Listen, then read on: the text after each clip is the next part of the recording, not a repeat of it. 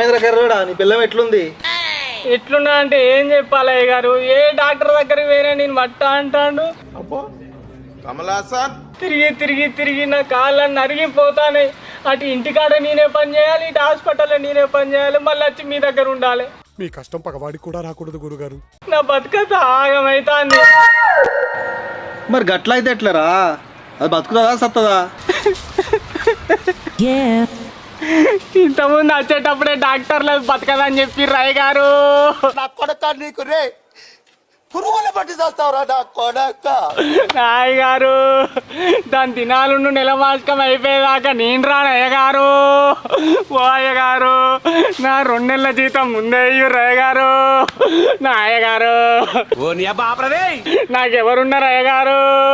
ఓ అయ్య గారు బాగానే ఎక్స్ట్రా తింటున్నారా?